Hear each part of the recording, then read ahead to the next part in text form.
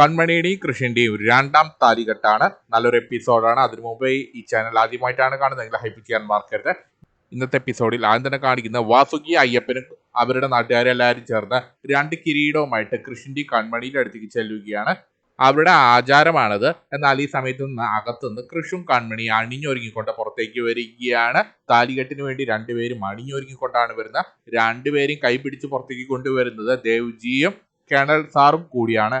തുടർന്ന് കൃഷും കൺമണിയും നേരെ പോകുന്നത് വാസുകിയുടെ അയ്യപ്പന്റെ അടുത്തേക്കാണ്. തുടർന്ന് വാസുകിയും അയ്യപ്പനും ഇത് ഇവിടുത്തെ ഒരു ആചാരമാണ്, നിങ്ങൾ ഞങ്ങളുടെ രാജാവും റാണിയുമാണ്, ഈ കിരീടം അണിഞ്ഞുകൊണ്ട് വേണം നിങ്ങൾ ഈ ആചാരം നടത്താൻ എന്ന് പറഞ്ഞുകൊണ്ട് ആ കിരീടം അവർക്ക് നേരെ നീട്ടുകയാണ്. തുടർന്ന് അയ്യപ്പനെ വിളിച്ചിട്ട് വാസുകി ആ കിരീടം കൃഷ്ണന്റെ തലയിൽ വെച്ചു കൊടുക്കാൻ പറയുകയാണ്. തുടർന്ന് അയ്യപ്പൻ ഒരു കിരീടം കൃഷ്ണന്റെ തലയിൽ വെച്ചു കൊടുക്കുകയാണ്. അതിനുശേഷം ഒരു കിരീടം വാസുകി കൺമണിയുടെ തലയിലും വെച്ചു കൊടുക്കുകയാണ്. അങ്ങനെ കൃഷും കൺമണിയും കിരീടം അണിഞ്ഞുകൊണ്ട് രാജാവും റാണിയുമായിട്ട് അങ്ങനെ നിൽക്കുകയാണ്. എന്നാൽ അത് കണ്ട് എല്ലാവരും ഇങ്ങനെ സന്തോഷിച്ച് നിൽക്കുകയാണ്.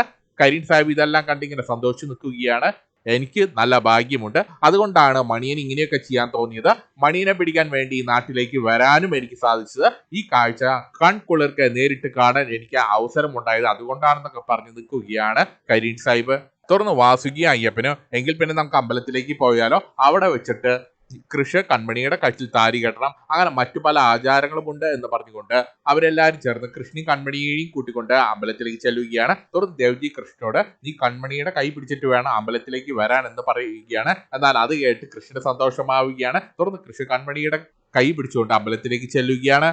തുടർന്ന് കാണിക്കുന്ന മേരിയും ബലരാമനാണ്. ബലരാമന് വീണ്ടും ഓർമ്മ തെളിഞ്ഞിരിക്കുകയാണ്. തുടർന്ന് മേരിയും ബലരാമനും ഇങ്ങനെ സംസാരിച്ചുകൊണ്ട് നിൽക്കുകയാണ്. എന്നാൽ ഈ സമയത്ത് നിന്ന് അകത്തു നിന്ന് സുമിത്ര വരികയാണ്. സുമിത്ര വരുന്ന കേട്ട് മീരതെ ആരോ വരുന്നുണ്ടെന്ന് പറയുമ്പോൾ ബലരാമൻ എങ്കിൽ പിന്നെ ഞാൻ വീണ്ടും ബോധമില്ലാത്ത പോലെ കിടക്കാമെന്ന് പറഞ്ഞുകൊണ്ട് ബലരാമൻ വേഗം തന്നെ കണ്ണടച്ച് അവിടെ കിടക്കുകയാണ്. ഈ സമയത്ത് സുമിത്ര അങ്ങോട്ടേക്ക് വരികയാണ് മീരയുടെ അടുത്ത്. സുമിത്ര വന്നു നോക്കുമ്പോൾ ബലരാമൻ ബോധമില്ലാതെ പോലെയാണ് കിടക്കുന്നത്. അത് കണ്ട് സുമിത്ര പിന്നെ മീരയോട് ദേഷ്യപ്പെടുകയാണ്. നീ ഇവന് എന്ത് മരുന്നാടി കൊടുത്തത്, ഇവരെന്താടി ബോധം വരാത്തതെന്ന് ചോദിക്കുകയാണ്. സുമിത്ര ആകെ പേടിച്ച് വെപ്രാളപ്പെട്ടുകൊണ്ടാണ് മീരയോട് ഇത് പറയുന്നത്. ഇനി എന്തായാലും ഞങ്ങൾ ഇനി ഒന്നും തന്നെ നോക്കുന്നില്ല, നീ വേഗം തന്നെ ഇവിടുന്ന് പൊയ്ക്കോളാൻ പറയുകയാണ്. എന്നാൽ അത് കേട്ട് മീരയൊന്ന് ഞെട്ടുകയാണ്. ഇത് എന്ത് പറ്റി, എന്തോ ഒരു പ്രശ്നം ഇവർക്ക് സംഭവിച്ചിട്ടുണ്ടല്ലോ, അതല്ലാതെ പെട്ടെന്ന് എന്നോട് ഇവിടുന്ന് പോകാൻ പറയില്ല. ഇത് ചിന്തിച്ചുകൊണ്ട് നിൽക്കുകയാണ് മീര. തുടർന്ന് മീര പിന്നെ സുമിത്രയോട് ഞാൻ പോയാൽ എങ്ങനെ ശരിയാകും, ബലരാമനെ പിന്നെ ആരാണ് നോക്കുക, ബലരാമനെ ഓർമ്മ പോലും തിരിച്ചു കിട്ടിയിട്ടില്ല എന്ന് പറയുകയാണ്. എന്നാൽ അത് കേട്ട് സുമിത്രയ്ക്ക് ദേഷ്യം വരികയാണ്. നീ കൂടുതലായിട്ട് ഇങ്ങോട്ടൊന്നും പറയണ്ട, ഞാൻ പറയുന്ന അങ്ങോട്ട് അനുസരിച്ചാൽ മതി, നീ ഇപ്പോൾ തന്നെ ഇവിടുന്ന് പോയിക്കോളാൻ പറയുകയാണ്. എന്നാൽ സുമിത്രയെ പറയുന്നത് കേട്ട് മീരയ്ക്ക് ഏതാണ്ട് കാര്യങ്ങളെല്ലാം മനസ്സിലാവുകയാണ്. എന്തോ ഒരു പന്തികേടുണ്ട്, ഇവരാകെ പേടിച്ചിട്ടാണ് സംസാരിക്കുന്നത്, കാര്യങ്ങളെല്ലാം ഇവരുടെ കയ്യിൽ നിന്ന് പോയിരിക്കുകയാണ്. തുടർന്ന് മീര വീണ്ടും സുമിത്രയോട് എങ്കിൽ പിന്നെ ഞാൻ ഇവിടുന്ന് പോയേക്കാം, നിങ്ങൾക്ക് എന്നെ ആവശ്യമില്ലെങ്കിൽ ഞാൻ ഇവിടുന്ന് പോയേക്കാം, എന്തായാലും വലിയൊരു അനുഭവമാണ് കഴിഞ്ഞ ഒരു രാത്രി കൊണ്ട് എനിക്ക് ഇവിടെ നിന്ന് കിട്ടിയത്, ഞാനത് ഒരിക്കലും മറക്കില്ല എന്ന് പറയുകയാണ്. തുടർന്ന് മീര അവിടുന്ന് പോകാൻ ഒരുങ്ങുമ്പോൾ സുമിത്ര വീണ്ടും മീരയെ വിളിക്കുകയാണ്. നിൽക്കെന്ന് പറഞ്ഞുകൊണ്ട് വിളിക്കുകയാണ്. എന്നാൽ അത് കേട്ട് മീര സുമിത്രയെ ഒന്ന് കളിയാക്കുകയാണ്. നിങ്ങൾ ആദ്യം എന്തെങ്കിലും ഒന്ന് തീരുമാനിക്കേ, ഞാൻ നിൽക്കണോ അതോ പോണോ. എന്നാൽ അത് കേട്ട് സുമിത്ര പിന്നെ മീരയെ ഭീഷണിപ്പെടുത്തുകയാണ്. ഇവിടെ നടന്ന കാര്യങ്ങളെല്ലാം നീ പുറത്ത് ആരോടെങ്കിലും പറഞ്ഞാൽ നിന്നെ ഞങ്ങൾ വെച്ചേക്കില്ല എന്ന് പറയുകയാണ്. നീ ഒറ്റയ്ക്കല്ല പോകുന്നത്, നിന്റെ പിന്നാലെ ഞങ്ങളുടെ ആളുകളും ഉണ്ടാകുമെന്ന് പറഞ്ഞ് മീരയെ ഭീഷണിപ്പെടുത്തുകയാണ് സുമിത്ര. തുടർന്ന് മീരയോട് വേഗം തന്നെ അവിടെ നിന്ന് പൊയ്ക്കോളാൻ പറയുകയാണ്. തുടർന്ന് മീര വേഗം തന്നെ അവിടുന്ന് രക്ഷപ്പെടുകയാണ്. തുടർന്ന് സുമിത്രയും അവിടുന്ന് പോവുകയാണ്. എന്നാൽ ഈ സമയത്ത് ബലരാമൻ എഴുന്നേറ്റിരുന്ന അമ്മ എന്താണ് ഇങ്ങനെ പറഞ്ഞതെന്ന് ചിന്തിച്ച് നിൽക്കുകയാണ്. എന്തോ ഒരു നല്ല എട്ടിന്റെ പണി അമ്മയ്ക്ക് കിട്ടിയിട്ടുണ്ട് എന്നുള്ള കാര്യം ബലരാമന് മനസ്സിലാവുകയാണ്. തുടർന്ന് മീര ബാഗെല്ലാം എടുത്ത് വേഗം തന്നെ പുറത്തേക്ക് ചെല്ലുമ്പോൾ ഗുണ്ടകൾ ആ വീട്ടിൽ നിറച്ചാണ്. ഗുണ്ടകളെ കണ്ട് മീരയൊന്ന് പേടിച്ച് വേഗം തന്നെ തന്റെ കാർ എടുത്തിട്ട് മീര അവിടുന്ന് ഓടി രക്ഷപ്പെടുകയാണ്. തുടർന്ന് സുമിത്ര തന്റെ വിശ്വസ്തനായ ഗുണ്ടയെ വിളിച്ചിട്ട് ബലരാമനെയും ഭാഗ്യശ്രീയും കൂട്ടി നമുക്ക് ഇപ്പോൾ തന്നെ ഇവിടുന്ന് രക്ഷപ്പെടണം, ഒരു നിമിഷം പോലും ഇവിടെ നിൽക്കാൻ പാടില്ല, പോലീസ് അധികം വൈകാതെ തന്നെ ഇങ്ങോട്ടെത്തും, പോലീസ് വരുന്നതിന് മുമ്പേ നമുക്ക് ഇവിടുന്ന് രക്ഷപ്പെടണം. എന്നാൽ അത് കേട്ട് ആ ഗുണ്ട ശരി മാഡം എന്ന് പറഞ്ഞുകൊണ്ട് അവിടുന്ന് പോവുകയാണ്. തുടർന്ന് സുമിത്ര പിന്നെ ബാലുവിനോട് നമ്മളെ തോൽപ്പിക്കാൻ ആർക്കും സാധിക്കില്ല ബാലു, എന്റെ അടുത്ത ഇവരുടെ കളി, നമുക്ക് വേഗം എങ്ങോട്ടെങ്കിലും പോയി ഓടി രക്ഷപ്പെടാമെന്ന് ബാലുവിനോട് പറയുകയാണ് സുമിത്ര. വലിയ പഞ്ച് ഡയലോഗായിട്ടാണ് സുമിത്ര അത് പറയുന്നത്. തുറന്നു കാണിക്കുന്ന അമ്പലത്തിലെ പൂജ ആരംഭിച്ചിരിക്കുകയാണ്. കൃഷും കൺമണിയും ആ കിരീടമെല്ലാം അണിഞ്ഞുകൊണ്ട് ഇരുന്ന് പ്രാർത്ഥിക്കുകയാണ്. എന്നാൽ ഈ സമയത്ത് കൃഷ് കൺമണിയെ ഒന്ന് തോണ്ടി വിളിക്കുകയാണ്. നമുക്കിനി ഇവിടുന്ന് ഹണിമൂണും കഴിഞ്ഞിട്ട് പോയാൽ പോരെ എന്ന് കൺമണിയുടെ ചെവിയിൽ പറയുകയാണ്. എന്നാൽ ഈ സമയത്ത് കൺമണിയുടെ പുറകിലുള്ള ഷീല ഇത് ഒളിച്ചു കേൾക്കുകയാണ്. തുടർന്ന് ഷീല അത് പരസ്യമായി ഒച്ചത്തിൽ വിളിച്ചു പറയുകയാണ്. ക്രിട്ട് സാർ പറയുകയാണ് ഹണിമൂൺ കഴിഞ്ഞിട്ട് പോയാൽ മതി എന്ന്. എന്നാൽ അത് കേട്ട് അവിടെയുള്ളവരെല്ലാം പൊട്ടിച്ചിരിക്കുകയാണ്. തുടർന്ന് ആചാരങ്ങൾ തുടങ്ങുകയാണ്. വാസുകി കൃഷ്ണനോടും കൺമണിയോടും സോറി പറയുകയാണ്, ക്ഷമ ചോദിക്കുകയാണ്. എന്നാൽ അത് കേട്ട് കൃഷ്ണൻ കൺമണി ഒന്ന് ഞെട്ടി നിൽക്കുകയാണ്. എന്തിനാണ് ഞങ്ങളോട് ക്ഷമ ചോദിക്കുന്നത്? തുടർന്ന് വാസുകി പിന്നെ കൃഷ്ണനോട് കൺമണിയോടും പറയുന്നത്, ഞങ്ങളുടെ നാട്ടിൽ വന്നിട്ടാണ് കൺമണി മാഡത്തിന്റെ താലി പൊട്ടിച്ചത്. താലി പൊട്ടിക്കാനുണ്ടായ സാഹചര്യം ഇവിടെ വന്നതിന് ശേഷമാണ്. അതുകൊണ്ട് ഞങ്ങൾ മാഡത്തിനോട് സോറി പറയുകയാണ്. അത് ഞങ്ങളുടെ ഭാഗത്തു നിന്ന് വന്ന വീഴ്ചയാണെന്ന് പറയുകയാണ്. അത് കേട്ട് കൺമണി പിന്നെ അവരെ ആശ്വസിപ്പിക്കുകയാണ്. അതൊന്നും നിങ്ങളുടെ ഭാഗത്തൊരു തെറ്റുമില്ല എന്ന് പറയുകയാണ് കൺമണി. തുടർന്ന് ആചാരങ്ങൾ ആരംഭിക്കുകയാണെന്നാൽ ഈ സമയത്ത് വാസുകി അവിടെ കരീം സാഹിബ് മാറി നിൽക്കുന്നത് കാണുകയാണ്. തുടർന്ന് കരീം സാഹിബിനെ വിളിക്കുകയാണ്. എന്തിനാണ് കരീം സാഹിബ് മാറി നിൽക്കുന്നതെന്ന് ചോദിക്കുമ്പോൾ, ഞാൻ ഒരു അന്യമതസ്ഥനാണ്, ഞാൻ അങ്ങോട്ട് കയറിയാൽ അശുദ്ധമാകില്ലേ എന്നൊക്കെ ചോദിക്കുമ്പോൾ വാസുകി ചിരിച്ചുകൊണ്ട് അങ്ങോട്ട് ചെന്ന് കരീം സാഹിബിനെ കൈ പിടിച്ചുകൊണ്ട് ഇവരുടെ അടുത്തേക്ക് കൊണ്ടു ചെല്ലുകയാണ്. തുടർന്ന് ബാക്കി കാര്യങ്ങൾ ആരംഭിക്കുകയാണ്. തുടർന്ന് ദേവ്ജി കൃഷ്ണന്റെ കയ്യിൽ ആ താലി എടുത്തു കൊടുക്കുകയാണ്. തുടർന്ന് കൃഷ്ണനോട് കൺമണിയുടെ കഴുത്തിൽ ആ താലി കെട്ടാൻ പറയുകയാണ്. അങ്ങനെ എല്ലാവരും കാണുക, കൃഷിന് പരിചയമുള്ള ആളുകൾ കാണുക, കൃഷി ആദ്യമായിട്ട് കൺമണിയുടെ കഴുത്തിൽ താലി കെട്ടുകയാണ്. അങ്ങനെ രണ്ടുപേരും നല്ല റൊമാൻറ്റിക് മൂഡിൽ ഇങ്ങനെ കണ്ണോട് കണ്ണിങ്ങനെ നോക്കി നിൽക്കുകയാണ്. അങ്ങനെ കൃഷി പൂർണ്ണ മനസ്സോടെ കൺമണിയുടെ കഴുത്തിൽ താലി കെട്ടി കൺമണിയെ തന്റെ ഭാര്യയാക്കുകയാണ്.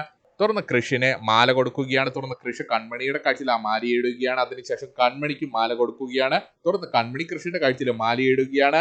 അതിനുശേഷം കൃഷും കൺമണിയും ഒരു നിമിഷം പരിസരം മാർക്കുകയാണ്. രണ്ടുപേരും ഇങ്ങനെ കണ്ണോട് കണ്ണ് നോക്കി നിന്ന് റൊമാൻറ്റിക് മൂഡിൽ ഇങ്ങനെ നോക്കി നിന്ന് രണ്ടുപേരുടെയും നെറ്റി ഇങ്ങനെ കൂട്ടിമുട്ടിക്കുകയാണ്. അപ്പോഴാണ് എല്ലാവരും ചിരിക്കുന്ന അവർ ശ്രദ്ധിക്കുന്നത്. തുടർന്ന് കൃഷി കൺമണിയുടെ നെറ്റിൽ സിന്ദൂരം അണിയിച്ചു കൊടുക്കുകയാണ്. തുടർന്ന് വാസുകി പിന്നെ കൃഷ്ണനോട് കൺമണിയോടും എല്ലാവരും കാല് തൊട്ട് അനുഗ്രഹം വാങ്ങാൻ പറയുകയാണ്. തുടർന്ന് കൃഷ്ണൻ കൺമണിയും ദേവ്ജിയുടെയും കരീം സാഹിബിന്റെയും കേണലിന്റെയും എല്ലാം കാല് തൊട്ട് അനുഗ്രഹം വാങ്ങുകയാണ്. അങ്ങനെ എല്ലാവരും ഇവരെ അനുഗ്രഹിക്കുകയാണ്. തുടർന്ന് ദേവ്ജി കൃഷ്ണയും കൺമണിയും ചേർത്ത് നിർത്തുകയാണ്. അതിനുശേഷം കാണിക്കുന്നത് ബലരാമന്റെ വീടാണ്. സുമിത്രയും മറ്റു ഗുണ്ടകളും ബലരാമനെയും ഭാഗ്യശ്രീയും വേഗം തന്നെ അവിടെ നിന്ന് പിടിച്ചു വലിച്ചുകൊണ്ട് പോവുകയാണ്.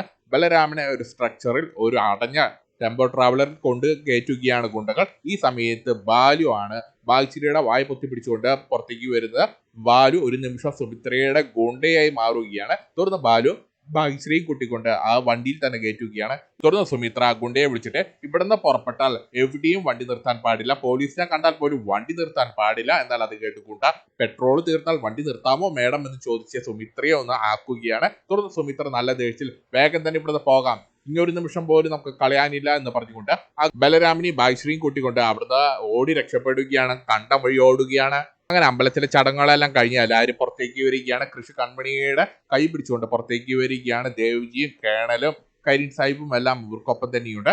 എന്നാൽ ഈ സമയത്ത് കൃഷി വീണ്ടും കൺമണിയുടെ ചെവിയിൽ നമുക്കൊരു കാര്യം ചെയ്താലോ, നമുക്ക് 2 ദിവസം കഴിഞ്ഞിട്ട് പോയാൽ പോരെ, നമുക്ക് ഇവിടെ ഹണിമൂൺ ആഘോഷിച്ചാലോ എന്ന് ചോദിക്കുകയാണ്. എന്നാൽ ഇതും പുറകിലുള്ള ഷീല ഒളിച്ചെന്ന് കേൾക്കുകയാണ്. ഷീല കൃഷി കൺമണിയുടെ ചെവിയിൽ എന്താണോ പറയുന്നത് അതിങ്ങനെ കേൾക്കാൻ വേണ്ടി ചെവി കൂർപ്പിച്ച് നിൽക്കുകയാണ്. തുടർന്ന് ഷീല വീണ്ടും മൈക്ക് എടുത്തിട്ട് അത് പബ്ലിക്കായി അനൗൺസ് ചെയ്യുകയാണ്. ക്രിട്ട് സാർ കൺമണിയോട് പറഞ്ഞു കേട്ടില്ലേ, ഹണിമൂൺ കഴിഞ്ഞിട്ട് പോയാൽ പോരേ എന്ന്. എന്നാൽ അത് കേട്ട് വീണ്ടും എല്ലാവരും ഇവരെ കളിയാക്കി ചിരിക്കുകയാണ്. തുടർന്ന് ദേവ്ജി പിന്നെ കൃഷിയോട് കൺമണിയോട് ഒരു കാര്യം ചെയ്യും കൃഷി, നിങ്ങളിപ്പോൾ തൽക്കാലം നാട്ടിലേക്ക് വരണ്ട, നിങ്ങൾ 2 ദിവസം കൂടി ഇവിടെ നിന്നാൽ മതി, 2 ദിവസം കൂടി ഇവിടെ നിൽക്കാൻ ആവശ്യപ്പെടുകയാണ്. എന്നാൽ അത് കേട്ട് കൃഷും കൺമണി അയ്യോ ദേവ്ജി അതെന്താണ് അങ്ങനെ പറഞ്ഞതെന്ന് ചോദിക്കുമ്പോൾ ദേവ്ജി മാനസിയും വരുണിയും വിശ്വസിക്കാൻ കൊള്ളില്ല, അവരുടെ അടുത്ത മൂവ് എന്താണെന്ന് മനസ്സിലാക്കിയിട്ട് മതി എന്ന് പറയുകയാണ്. എന്നാൽ അത് കേട്ട് കൃഷി വീണ്ടും ദേവ്ജിയോട് ദേവ്ജി പറയുന്നത് കാര്യമായിട്ടാണോ ചോദിക്കുകയാണ്. ഞങ്ങൾ രണ്ടുപേരും ഇന്ന് ഇവിടെ നിൽക്കാനാണോ ദേവ്ജി ആവശ്യപ്പെടുന്നതെന്ന് ചോദിക്കുകയാണ്. എന്നാൽ അത് കേട്ട് ഷീല പിന്നെ കൃഷ്ണ കളിയാക്കുകയാണ്. അയ്യോ എന്താണ് അവന്റെ ഒരു അഭിനയം, എനിക്കറിയാം ക്രിട്ട് സാറിന്റെ മനസ്സിൽ ഇപ്പോൾ ലഡു പൊട്ടുന്നുണ്ടാകുമെന്ന്. ക്രിട്ട് സാർ എന്താണോ ആഗ്രഹിച്ചത് അതാണ് ദേവ്ജി പറഞ്ഞിരിക്കുന്നത്. വൈദ്യൻ ഇച്ഛിച്ചതും പാല്, രോഗി ഇച്ഛിച്ചതും പാല് എന്നൊക്കെ പറഞ്ഞ് ഷീല കൃഷ്ണ കളിയാക്കുകയാണ്. തുടർന്ന് വാസുകി അയ്യപ്പനും കൃഷ്ണനോടും കൺമണിയോടും അതാണ് സാർ നിങ്ങൾ ചെയ്യേണ്ടത്, നിങ്ങൾ പെട്ടെന്ന് പോകരുത്, 2 ദിവസമൊക്കെ കഴിഞ്ഞിട്ട് പോയാൽ മതി, നിങ്ങൾ ഞങ്ങളുടെ രാജാവും രാജ്ഞിയുമാണ്, നിങ്ങളെ കുറച്ച് ദിവസം ഞങ്ങൾക്കൊപ്പം ഉണ്ടാകുന്നതാണ് ഞങ്ങൾക്ക് ഏറ്റവും സന്തോഷമുള്ള കാര്യം എന്ന് പറയുകയാണ്. എന്നാൽ ഈ സമയത്ത് കരീം സാഹിബിന് വാസുകിക്ക് ഒരു ഉറപ്പ് കൊടുക്കുകയാണ്. വാസുകി മണിയന്റെ കാര്യം ഓർത്ത് വിഷമിക്കേണ്ട, മണിയനെ ഞങ്ങൾ നല്ലൊരു മനുഷ്യനാക്കി തിരിച്ചു കൊണ്ടുവരും എന്ന് പറയുകയാണ്. കുറച്ച് ദിവസം മണി ഞങ്ങളുടെ കസ്റ്റഡിയിൽ തന്നെ ഇരിക്കട്ടെ എന്ന് പറയുകയാണ്. എന്നാൽ അത് കേൾക്കുമ്പോൾ വാസുകിക്ക് ഒരു ആശ്വാസമാവുകയാണ്. എന്നാൽ ഈ സമയത്ത് കൃഷ്ണൻ കൺമണി വീണ്ടും റൊമാൻറ്റിക് മോഡിലേക്ക് പോവുകയാണ്. അങ്ങനെ 2 ദിവസം കൂടി ഇവിടെ അടിച്ചു പൊളിക്കാൻ ഉള്ള ഒരു അവസരം കിട്ടിയിരിക്കുകയാണ് കൃഷ്ണൻ കൺമണിക്ക്. കൃഷ്ണന്റെ മനസ്സിൽ മറ്റു പല ഉദ്ദേശങ്ങളാണെന്ന് തോന്നുന്നു. ലഡു ഇങ്ങനെ പൊട്ടിക്കൊണ്ടിരിക്കുകയാണ്. അതേസമയം കൺമണി ഇവിടെ മോനെ നടന്നു തന്നെ എന്ന രീതിയിലാണ് കൺമണി നിൽക്കുന്നത്. തുറന്നു കാണിക്കുന്ന ബലരാമനെയും ബായ്ശ്രിയും കൂട്ടി സുമിത്രയും മറ്റു ഗുണ്ടകളും ഏതൊരു വീട്ടിലേക്ക് കയറി ചെന്നിരിക്കുകയാണ്. തുറന്ന് ബലരാമനെയും അതുപോലെ ബായ്ശ്രിയെയും ഗുണ്ടകൾ ബലമായിട്ട് വലിച്ചു പിടിച്ചുകൊണ്ട് വീടിനകത്തേക്ക് ചെല്ലുകയാണ്. എന്നാൽ ഈ സമയത്ത് ബായ്ശ്രി ആ ഗുണ്ടകളെ തട്ടി മാറ്റിക്കൊണ്ട് അമ്മയുടെ അടുത്തേക്ക് ചെല്ലുകയാണ്. തുടർന്ന് അമ്മയോട് ദേഷ്യപ്പെടുകയാണ് ബായ്ശ്രി. അമ്മ ഒരു സ്ത്രീ തന്നെയാണോ? അല്ല, അമ്മ ഒരു മനുഷ്യൻ തന്നെയാണോ? ഞാൻ അമ്മയുടെ സ്വന്തം മകളല്ലേ? സ്വന്തം മകളെയാണ് അമ്മ ഇങ്ങനെയൊക്കെ ചെയ്യുന്നത്. എന്നാൽ അത് കേട്ട് സുമിത്രയ്ക്ക് ദേഷ്യം വരികയാണ്. സ്വന്തം അമ്മയെ നീ എന്താടി തിരിച്ചു ചെയ്തതെന്ന് തിരിച്ചു ചോദിക്കുകയാണ്. അങ്ങനെയുള്ളപ്പോൾ എനിക്കും എന്തുമാകാമെന്ന് പറയുകയാണ് സുമിത്ര. എന്നാൽ ഈ സമയത്ത് ബലരാമൻ പിന്നെ അമ്മയോട് അമ്മ എന്തിനാണ് ഇങ്ങനെയൊക്കെ ചെയ്യുന്നത്? അമ്മയ്ക്ക് വേണ്ടത് എന്നെയല്ലേ? ബായ്ശ്രീ വിട്ടോളാൻ പറയുകയാണ്. അവൾ എന്തിനാണ് ഉപദ്രവിക്കുന്നത് എന്നൊക്കെ ചോദിക്കുകയാണ്. എന്നാൽ അത് കേട്ട് ദേഷ്യം വന്ന സുമിത്ര പിന്നെ ബലരാമനോട് അതൊന്നും നീ അന്വേഷിക്കേണ്ട കാര്യമില്ല എന്ന് പറയുകയാണ്. നിന്നെ എങ്ങനെ വരച്ച വരയിൽ നിർത്തണമെന്ന് എനിക്കറിയാം. അതിനുവേണ്ടിയാണ് ഞാൻ ഇവളോടൊക്കെ ഇങ്ങനെ ചെയ്യുന്നത്. തുറന്ന് ആ ഗുണ്ടകളോടും ബായ്ശ്രിയും ബലരാമനെയും ബലമായിട്ട് അകത്തേക്ക് കൊണ്ടുപോകാൻ പറയുകയാണ്. തുറന്ന് ഗുണ്ടകൾ അതുപോലെ തന്നെ ചെയ്ത് ബായ്ശ്രിയും ബലരാമനെയും ബലമായിട്ട് കൈയും കാലൊക്കെ പിടിച്ചുകൊണ്ട് അകത്തേക്ക് കൊണ്ടു ചെല്ലുകയാണ്. എന്നാൽ ഈ സമയത്ത് സുമിത്രയുടെ അടുത്തേക്ക് ബാലു ചെല്ലുകയാണ്. ഇനി നമ്മൾ എന്ത് ചെയ്യും മല്ലയ്യ? നമ്മൾ ഇനി എന്താണ് ചെയ്യേണ്ടതെന്ന് സുമിത്രയോട് ചോദിക്കുകയാണ്. എന്നാൽ അത് കേട്ട് സുമിത്ര പിന്നെ ബാലുവിനോട് നമ്മൾ ആർക്കും മുമ്പിൽ തോൽക്കില്ല, എന്റെ അടുത്താണ് അവരുടെ കളി, അവരുടെ ഒരു ഉദ്ദേശവും നടക്കാൻ പോകുന്നില്ല എന്ന് വെറുതെ ഡയലോഗ് അടിച്ച് സമയം കളയുകയാണ് സുമിത്ര. തുറന്നു കാണിക്കുന്ന കൃഷും കൺമണിയും കൂടി ഈ ചടങ്ങെല്ലാം കഴിഞ്ഞ് കാറിലൂടെ ഇങ്ങനെ സഞ്ചരിക്കുകയാണ്. രണ്ടുപേരും കൂടി കാറിലാണ് സഞ്ചരിക്കുന്നത്. എന്നാൽ ഈ സമയത്ത് കൺമണി കൃഷ്ണനോട് കുറെ റൊമാൻറ്റിക് ആയിട്ട് കുറെ കാര്യങ്ങളൊക്കെ പറയുകയാണ്. പക്ഷെ കൃഷ് അതൊന്നും കേൾക്കുന്നില്ല. കൃഷി ഇങ്ങനെ സ്വപ്നം കണ്ടുകൊണ്ടാണ് കാർ ഓടിക്കുന്നത്. തുറന്ന് കൺമണി പിന്നെ കൃഷ്ണനെ വിളിക്കുകയാണ്. എന്ത് പറ്റി സാർ, ഞാൻ പറയുന്നത് കേൾക്കുന്നില്ലേ എന്ന് ചോദിക്കുമ്പോൾ കൃഷ് അയ്യോ കൺമണി, ഞാൻ ചിന്തിക്കുകയായിരുന്നു, നമ്മൾ ആദ്യമായിട്ട് കണ്ടുമുട്ടിയത് മുതലുള്ള കാര്യങ്ങളെല്ലാം ഞാൻ ഓർത്തെടുക്കുകയായിരുന്നു എന്ന് പറയുകയാണ്. വിശ്വസിക്കാൻ സാധിക്കുന്നില്ല. എന്നാൽ അത് കേട്ട് കൺമണി കൃഷ്ണന്റെ കണ്ണുകളിലേക്ക് ഇങ്ങനെ നോക്കി നിൽക്കുകയാണ്. ഇതും കാണിച്ചുകൊണ്ടാണ് ഇന്നത്തെ എപ്പിസോഡ് തീരുന്നത്. മിക്കവാറും നാളത്തെ എപ്പിസോഡിൽ മീര കൃഷ്ണനെ വിളിച്ച് ബലരാമന്റെയും ബായ്ശ്രിയുടെയും കാര്യം പറയും.